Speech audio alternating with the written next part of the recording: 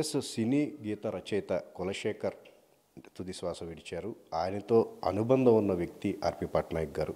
తొలి నుంచి కూడా నేటి వరకు ఆయన చివరి దశ వరకు కూడా ఆర్పి పట్నాయక్ గారు కులశేఖర్కి సంబంధించి ఎంతో జర్నీని ఆయన చూడటం జరిగింది. సో కులశేఖర్తో ఆయనకున్న అనుబంధం జర్నీకి సంబంధించి ఆర్పి గారు మనతో ఉన్నారు. ఆయన అడిగి తెలుసుకున్నాం. సార్, భౌతికంగా కులశేఖర్ గారు ఈరోజు దూరం అయ్యారు, కానీ ఆయనకున్న ప్రతిభకు తగ్గ అదంతా కూడా ఎప్పుడో అంటే ఒక కోల్పోయిన పరిస్థితి ఏర్పడింది. ఆయనతో ఎప్పుడు అంటే చిత్రం సినిమాతో మీ జర్నీ ప్రారంభమైందని చెప్పేసి అంటూ ఉంటారు. సో కులశేఖర్, మాకు తెలిసిన కులశేఖర్ ఏంటి, మీకు తెలిసిన కులశేఖర్ ఏంటి, దీనికి సంబంధించి మీరు ఏమంటారు? అంటే చిత్రం సినిమాతో ప్రొఫెషనల్గా మా జర్నీ స్టార్ట్ అయింది, కానీ అంతకుముందే మేము బాగా క్లోజ్. అంటే నేను త్రివిక్రమ్ సునీల్ రూమ్మేట్స్గా ఉన్నప్పుడు మాకు ఆపోజిట్లో సీతారామ శాస్త్రి గారు ఉండేవాళ్ళు. సీతారామ శాస్త్రి గారి దగ్గర అసిస్టెంట్గా తను పనిచేసేవాడు. అప్పటి నుంచి పరిచయం, బాగా క్లోజ్. అలా రెగ్యులర్గా వచ్చి మా రూమ్లో కూర్చుని మాట్లాడుకోవడం ఇదంతా. తను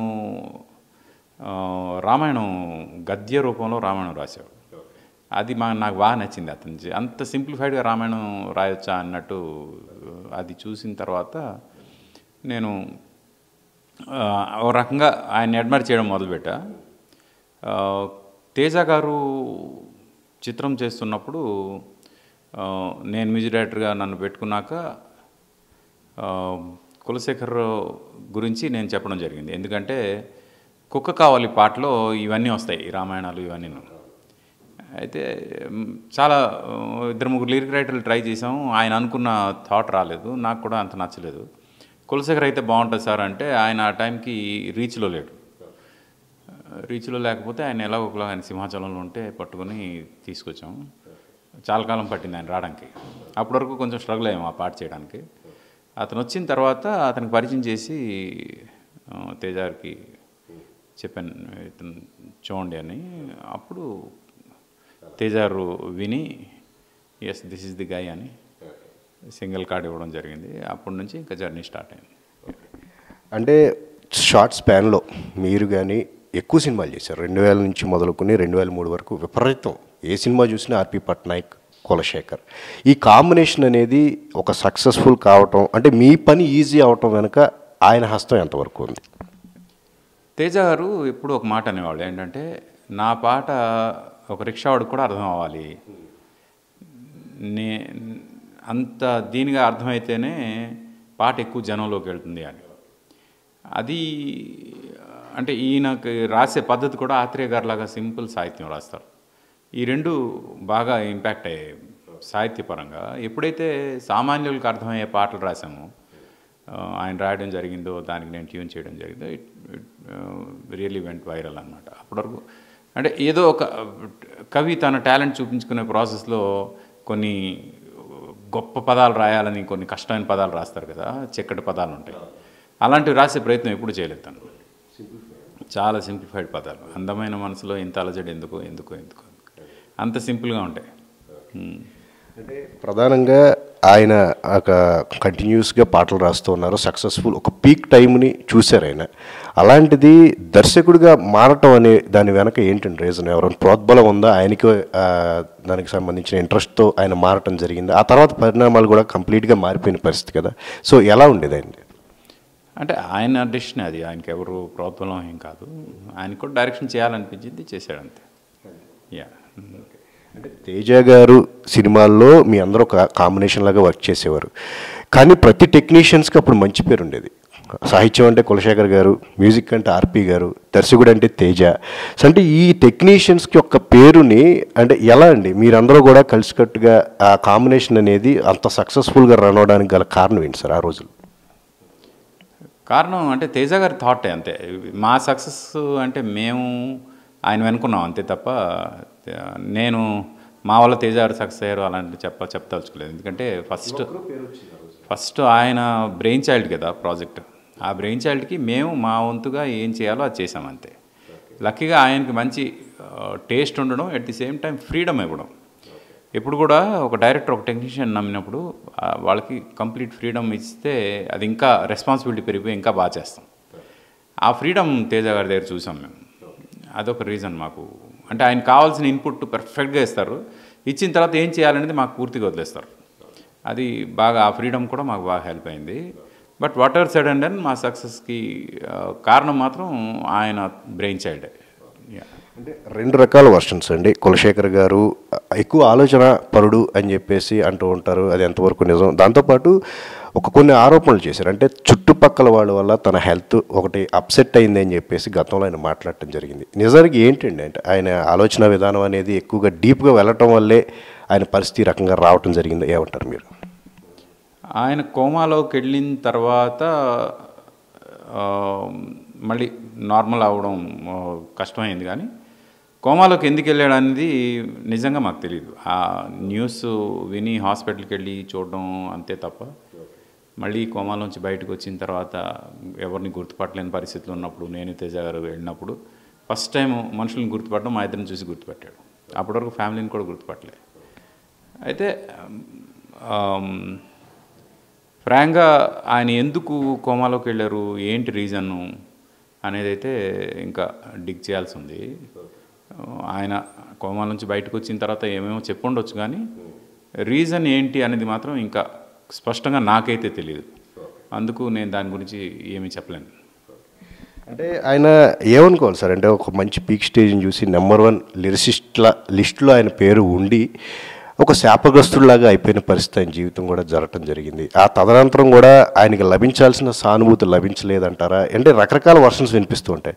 ఆయన దగ్గర నుంచి చూసిన వాళ్ళగా మీరేమంటారు సార్ ఆయన జర్నీకి సంబంధించి? అంటే ఈ స్టేట్మెంట్ ఎంతవరకు ఇవ్వచ్చో తెలియదు, కానీ ఇట్స్ అంటే ఒక మనిషి తన జీవితంలో ఎన్ని డౌన్స్ చూడాలో, అప్స్ అండ్ డౌన్స్ కాదు, డౌన్స్ చూడాలో అన్ని డౌన్స్ చూసేశాడు ఆయన. అన్ని డౌన్స్ దేవుడు అంతగా చూపించాడు అంటే డెఫినెట్గా ఏదో కర్మక్షయ కోసం చేశాడు దేవుడు ఇది అని. ఆ కర్మక్షయ జరిగింది కాబట్టి ఆయన ఏకాదశి నాడు మోక్షం పొందాడు అని నా ఫీలింగ్. ఆ కర్మక్షయ కోసమే ఆయన ఈ జర్నీ అంతా చేశాడేమో అని నా ఫీలింగ్.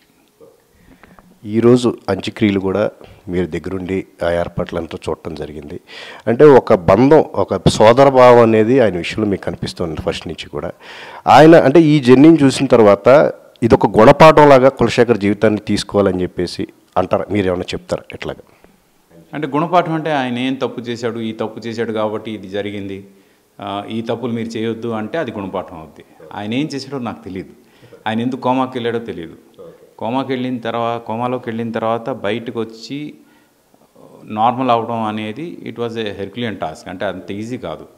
ఆ ప్రాసెస్లో ఆయన ఎంత స్ట్రగుల్ అయ్యాడు ఏంటి అవి అంటే ప్రత్యక్షంగా కొంత పరోక్షంగా చాలా వరకు చూసిన తర్వాత నేను అంటే ఇది గుణపాఠం, మీరు ఇలాగ ఉంటే ఇలా అవుతారు అని చెప్పాలంటే ఎలా ఉంటారు అనేది ఏం చేశారు తప్పు ఆయన, అది ఎలా చెప్పాలి నేను? అందుకు అది గుణపాఠంగా నేను అనుకోవట్లేదు.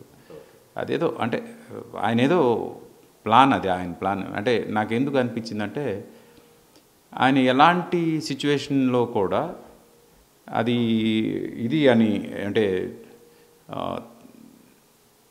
పెయిన్ ఫీల్ అవ్వలేదు.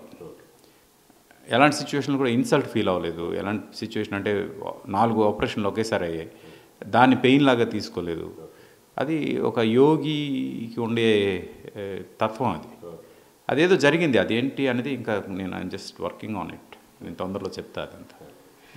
ఎన్నో అద్భుతమైన పాటలు మీ కాంబినేషన్లో వచ్చాయండి. అంటే ఆయనతో జర్నీ చేసిన క్రమంలో ఏ పాట విషయంలో మీరు ఎక్కువగా ఎంజాయ్ చేస్తూ, అంటే ఎక్కువగా ఇంట్రెస్ట్ని క్రియేట్ చేసేలాగా కూడా అవుట్పుట్ విషయంలో కానీ మీకు సంతోషం కలిగించిన అదంటే ఏం చెప్తారు?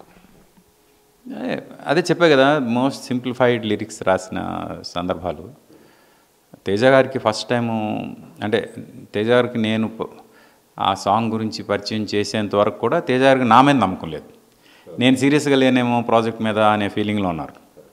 ఎప్పుడైతే కులశేఖర్ గారిని నేను పరిచయం చేశానో అప్పుడు తేజ గారు అన్నారు, మీరు ఎన్నాళ్ళు ఏదో సీరియస్గా లేరు ప్రాజెక్ట్ విషయంలో అనుకున్నా, మీరు ఎంత సీరియస్గా ఉన్నారని ఈయన తీసుకొచ్చి పరిచయం చేసిన తర్వాత నాకు అర్థమైందని. ఆయన పరిచయం అయినప్పుడు ఏవైతే అప్పుడు ఆయన వినిపించిన పాటలు ఉన్నాయో ఆ పాటలు డెఫినెట్గా ఎప్పటికీ గుర్తుండిపోయే లాంటి పాటలు కొన్ని వినిపించారు. అలాగా అక్కడి నుంచే ప్రతిదీ కూడా నచ్చింది. కొన్ని ఎలా ఉంటాయంటే ఇప్పుడు నేను ట్యూన్ చేసేటప్పుడు అక్షరాలు రెండే లక్షణాలు ఎన్నో అని ట్యూన్లోనే వచ్చేసింది. అది వస్తే దాని తర్వాత రాయడం చాలా కష్టం. దానికి ఏం రాస్తాడైనా అని చూస్తే ఏమని చెప్పాలి నీతో అని అంత సింపుల్ పదాలతో దానికి ఆన్సర్ లాగా ఎంత బాగా వచ్చింది అనిపించింది. ఇలాంటివి చాలా ఉన్నాయి ఆయన చేసినప్పుడు. అంటే ఇప్పుడు జరుగుతున్న ఇప్పుడు జనరేషన్కి నిజంగా చెప్పాలంటే కులశేఖర్ గారి యొక్క గొప్పతనం అనేది తెలియకపోసిన పరిస్థితి అండి. అంటే మనం ఇప్పుడు ఆయన చనిపోయిన తర్వాత ఆయన సంబంధించి మాట్లాడుకుంటూ ఉన్నాం. ఇప్పుడున్న రచయితలు కానీ ఇప్పుడున్న కానీ అంటే ఏం నేర్చుకోవాలంటారు యువ రచయితలు కులశేఖర్ నుంచి ఏ విషయాల్ని మనం నేర్చుకోవాలని చెప్పి మీరేం చెప్తారు? అంటే every individual has got his own talent అండి. వాళ్ళ టాలెంట్ని వాళ్ళు పర్ఫెక్ట్గా పోర్ట్రే చేసుకోవాలంతే. కులశేఖర్ గారి నుంచి ఏమి నేర్చుకోవాలంటే అలతి పదాలతో గొప్ప సాహిత్యం ఎలా చెప్పాలి అనేది ఆత్రేయ గారి తర్వాత మళ్ళీ నేను కులశేఖర్ గారిలో చూశాను. అంటే ఒక్కొక్కసారి పాటలో విన్నప్పుడు సిరివెన్నెల గారిని మించి ఆయన వెళ్ళిపోతున్నాడు అంటే ఎంత సింప్లిఫై చేసినా సరే మీరు అల్లిక అనేది ఏదైతే చెప్పారో సిరివెన్నెల గారు కొంచెం కఠినమైన పదాలని కొంచెం గ్రాంధికం అదంతా కూడా వాడుతుంటారు. బట్ ఈయన పదాల ఎంపిక అనేది ఎవరన్నా అంటే ఇది రాసింది కులశేఖర్ అని తెలియకపోతే ఇది రాసింది సిరివెన్నెల లేదంటే వేరే వీళ్ళు రాశారని చెప్పి అనుకునే పరిస్థితి కూడా ఉంది. అంటే మీకు ఎప్పుడైనా సరే అంటే సిరివెన్నెల గారి స్థాయికి ఆయన చేరతాడని చెప్పేసి మీ జర్నీలో ఎప్పుడైనా అనిపించింది? అంటే శాస్త్రి గారితో కంపేర్ చేయకూడదండి. ఎందుకంటే వాళ్ళు గురు శిష్యులు వాళ్ళిద్దరు. గురువుని మించి శిష్యుడు అవుతాడు అని అయితే నేను ఎప్పుడు అనుకోకూడదు. ఎందుకంటే గురువే ఎప్పుడు కూడా గురువు స్థానమే ఇవ్వాలి. శాస్త్రి గారే, కులశేఖర్ గారే అంతే. ఎవరి స్థానం వాళ్ళది. అంటే మీకు ఏ పాట చేయాలన్నా సరే సాహిత్యం ఫస్ట్ ప్రిఫరెన్స్ మీరు కులశేఖర్ గారినే మీరు దృష్టిలో పెట్టుకుని ఉండేవారు? ఎలా ఉండేది అప్పట్లో? పాట పుట్టినప్పుడే కులశేఖర్ గారితో రాయించడం జరిగేది. ఈవెన్ తేజ గారు కాకుండా వేరే సినిమాల్లో కూడా అలాగే చేసేవాళ్ళం. Right sir, thank you. ఆయనతో జర్నీ థ్యాంక్ యూ. సో ఇది కులశేఖర్ గారి ఏదైతే ఉందో ఆయన జీవితం అనేది స్ఫూర్తివంతమైనది. ఒక కవిగా ఒక సాహితీవేత్తగా ఆయన ఎన్నో అద్భుతమైన పాటలు ఒక మంచి జర్నీ ఆయనతో కలిగి ఉన్నట్టుగా కూడా ఆర్పి పట్నాయక్ గారు చెప్తున్నారు. ఇక యువ రచయితలు ఏవైతే ఉన్నారో కులశేఖర్ గారిని స్ఫూర్తిగా తీసుకుని సింప్లిఫై చేస్తూ ఆ సంబంధించిన పదాలతో పాటలతో రాస్తే కనుక అది అందరికీ అర్థవంతంగా ఉంటుంది. సో ఇదే ఆ విషయంలో కులశేఖర్ గారిని స్ఫూర్తిగా తీసుకోవాలని కూడా ఆర్పి గారు చెప్తున్నారు. కేవలం మన సంతోష్తో సృజన్, ఏబిఎన్.